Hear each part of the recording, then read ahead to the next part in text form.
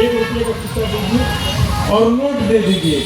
2 रुपये से लेके 1 रुपये की नोट नहीं चले, सिक्का और उसके ऊपर की जितने ही रुपये आ जाए, ये 1 रुपये का सिक्का है। और कोई 10, 20 का, 100 का कोई एक नोट दे दे, कोई एक नोट दे दे, कोई भाई दे निकाल के, अभी मैं बताता हूँ। लाइए भाई, राशन जी आप ही लाइए। ये देखिए 1 रुपये की नोट और 1 रुपये का सिक्का, और ये आपका 20 रुपये का नोट। इस सिक्के पे लिखा है भारत सरकार और इस पर लिखा है रिजर्व बैंक ऑफ इंडिया। दोनों में क्या अंतर है? पढ़े लिखे ग्रामीण जनता इसके बारे में क्या जानती है? ये है करेंसी।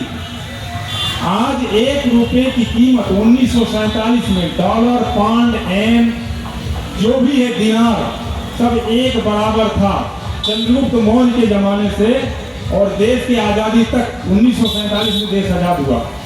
तब तक 1 रुपये, 1 डॉलर, 1 पाउंड जो वहाँ का सिक्का है 1 रुपये का, अमेरिका का, यूरोप कंट्री का, दिनार चलता है अरब कंट्री में, वो 1 रुपये का सिक्का है। उस पर लिखा रहता है उस देश की सरकार का नाम। जैसे हमारे सिक्के पे लिखा है भारत और इस पर लिखा है रिजर्व बैंक ऑफ इंडिया। आपको पता है 1 रुपये की कीमत कितना है इस वर्तमान में?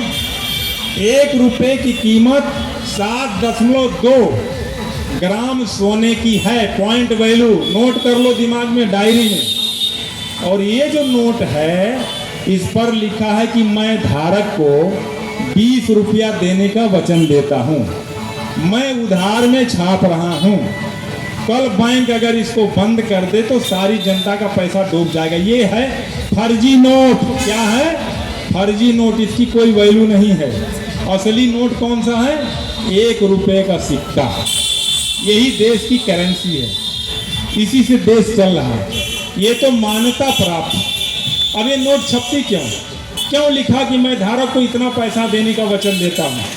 क्यों कि जो भी देश अपने देश में नोट छापता है, जितना वो नोट छापेगा उसका 7% उसको सोना रखना पड़ेगा।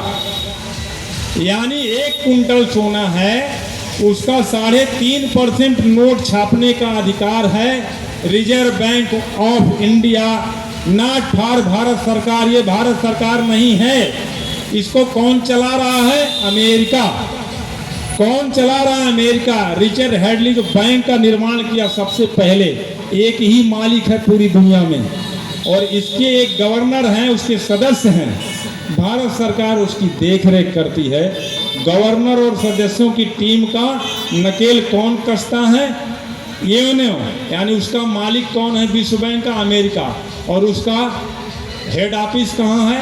न्यूयॉर्क में, अमेरिका में, यानी विश्व बैंक का। तो सारी नोटों का संचालन वहीं से होता है। आप कर्जे में नोट छापो, कोई दिक्कत नहीं, लेकिन जिस दिन बैंक चाहेगा इसको बंद कर देगा। यानी रिजर्व बैंक, ये बैंक नहीं, ये सब उसके गुलाम है। और रिजर्व बैंक गुलाम है अमेरिका का। सरकार भी नहीं रोक पाएगी। और ज़्यादा नहीं, 3 साल का मैं टाइम दे रहा हूँ। 3 साल के अंदर ये 1 रुपये के ऊपर सारी नोटें बंद हो जाएंगी। माननीय सुप्रीम कोर्ट से अभी आदेश हो चुका है कि 2 लाख से ऊपर हार्ड कैश अगर आप बैंक से निकालते हो तो 20% टैक्स कटेगा। ये बात जान लो।